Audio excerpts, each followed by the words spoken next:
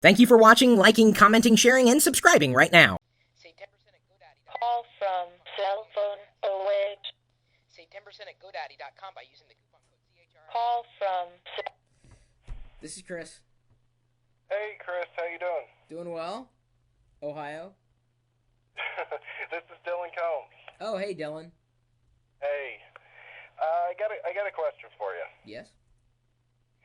I have an opinion on the iPad. I don't know if you agree with this or not, but I think it's a step back in content consumption simply because there's DRM all over this. I mean, I thought, maybe not the general population and the average consumers, but the geeks that understand this stuff thoroughly, we're trying to move away from this DRM environment where everything's under strict protection. And it's like, for example, the Marvel comic app.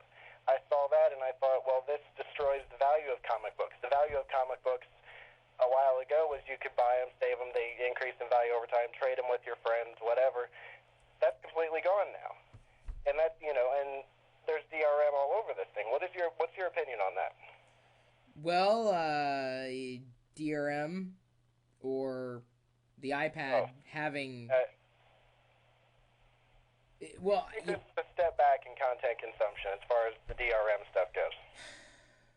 You've been reading Cory Doctorow, haven't you? No. Who? Really? Boing Boing? You're not familiar with Boing Boing? Oh, yeah, I've heard of him. Right. That's interesting. I'm not a fan of DRM, personally. The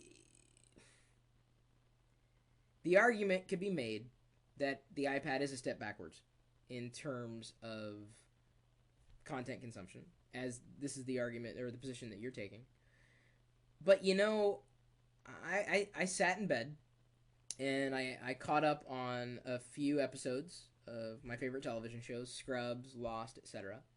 And I watched those videos right there on the screen. I have no want, need, nor desire to store those videos anywhere. Just wanted to watch them. That's all. And so if there was DRM that, would have kept me from, taking those videos and doing something else with them, I wasn't aware of it. So as much as there may be limitations in what you can do with media that is, accessible through the device, I don't know if 90% of the galaxy really cares. And understand, I'm not a fan of DRM. It's restrictive. It's frustrating. It can be a pain in the neck to manage. But we may it only hurts the consumers. Well, we may be beyond it, but the pirates that want to hack this stuff and put it up on torrents and share it, they're doing it anyway. The only sure. people DRM hurts in the first place is the consumer that just wants to view the content. I don't disagree. I am in complete agreement with you.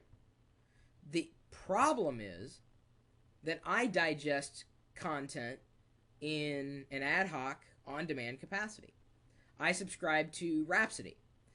So when I want to listen to an album or when I want to listen to a song, I pull that up. Rhapsody has DRM, but it's so transparent. If it existed, how would I know? All I know is I can pull up the app on the iPhone or the iPad, play the music I want to listen to, and I'm good. I am paying for access to the content. And really, that's what people are doing when they buy physical media as well. They don't actually own anything other than the physical media. They're granted the ability to digest that media. They're granted a personal license, if you will, to experience the video or the audio or whatever that happens to be. Where it gets tricky is when you're managing one system's DRM on another system. So if a publisher applies a DRM scheme on a PDF that you try to view on the iPad, if the iPad is not able to, give you access to that PDF, that's where customer frustration comes in. But with the proliferation of services like the Kindle, And I would say the Kindle is more a service than it is just hardware. I mean, they were one of the apps that were available the first day the iPad was released. For a very good reason. There are a lot of Kindle users out there. Potentially those who would get an iPad. So you know that if you've got a Kindle and you've purchased books or content on the Kindle, you'll be able to view it on the iPad.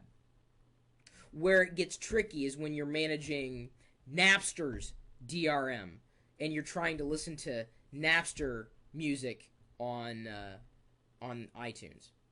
And that would be music that you've downloaded from your account on Napster in a legal capacity on iTunes. So I'm in agreement with you. I'm not a fan of DRM. It's frustrating. But it is. If I pay for something, I want to be able to use it in any way I want. That's not okay. Time out. Be able to, go and throw it up online for whoever wants to grab it. But that's not fair. 99 cents for a song in iTunes. That's not fair. I want to put it on 3 or 4 devices or whatever I want to do with it. I should be able to do that. Dylan, that's not fair. The publisher has control over that media, not you. You have a choice whether or not you're going to take what they give you or not. You're voting with your feet. There's a reason why a lot of music services have disappeared, why a lot of video services have disappeared. And I can tell you, it likely traces back to their use of DRM. It's frustrating. It's maddening to the consumer. I'm not disagreeing with you. I believe that when you buy something, you're buying access to it. Here's where it gets frustrating for me, because I'll give you my scenario. I subscribe to Comcast, so I have access to all the movie channels and everything. And believe me, I pay out the wazoo. I am a customer, a paying customer. But then I also have Rhapsody. I could also view that content on Hulu.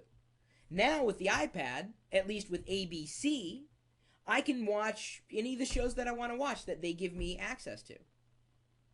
So, do I chase that show down if I'm already paying for it? I agree with you. I should be able to watch that anywhere. But the problem is the publisher needs to figure out their strategy. And if we don't like the way they do that, we vote with our feet. ABC released on day one a player. Really, it's more than just a player. A consumption tool for the content that runs on their network on the iPad. And it is an amazing application on the iPad. I can access all the lost episodes that I can see. I can catch up on my Scrubs. I can catch up on any show that runs on ABC, at least that which they give me access to.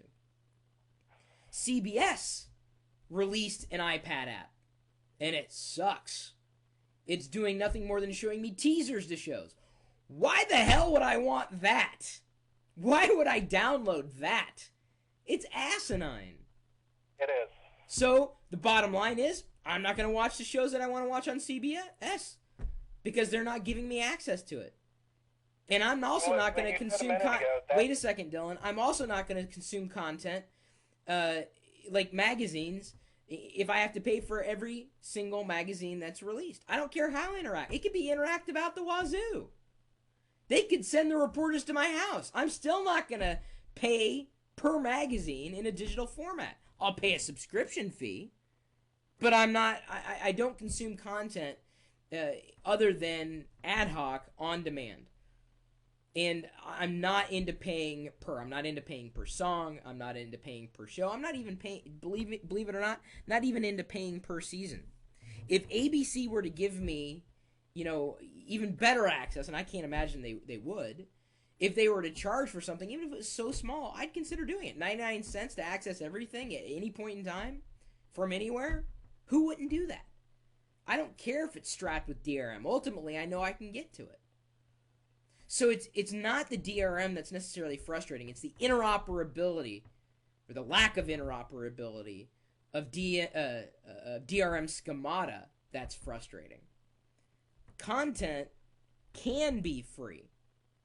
But ultimately, it's up to the publisher, the content producer, to define the terms. And if we don't like those terms, we can circumvent it and go the illegal route, or we can just not support them. And I think feel like they're kind of pushing people towards that, to of course, because of course they are. Ago was when you buy content, you're now paying for the access to it and not paying for the actual content. You don't own it, you own access rights to it. Right. Problem. These companies are saying, oh, no, everybody's a pirate. Everyone's going to steal our stuff. Let's lock it down as much as we possibly can. That's the wrong approach. You're right. I'm sure you agree with that. I'm not in disagreement. I don't know what we disagreement. can do about it, if we can do anything about it. You know, I'm not in disagreement. Like pushing people towards the illegal route. Ultimately, they'll learn their lesson. Less people will pay attention to what they're doing. CBS will start wondering, well, why did we lose all this attention? You know, our shows are no longer being watched. You know, here's the kicker. I record these shows, but I have like 3 DVRs, and none of them communicate with another. It's maddening.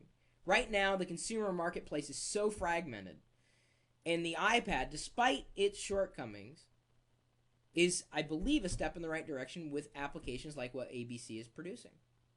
I'd like to see a Hulu app. I can't wait for Netflix to continue the development of their app, to being able to watch Netflix on demand on the iPad. Yeah, that's strapped with DRM. But do I care? No, because I can access it. I don't care. I'm paying to access it. I'm a paying customer. I'm paying for the ability to watch it. It's just Netflix has a smarter model than Comcast. ABC has a smarter model than CBS. And I'm telling you, they'll be the leaders. The ones that have the smarter models, that are able to adapt to a changing marketplace. I'm with you. I'm not disagreeing. But the key is making a smarter choices for ourselves in the way that we want to, you know, support the people that are creating the content. I don't like DRM any more than you do.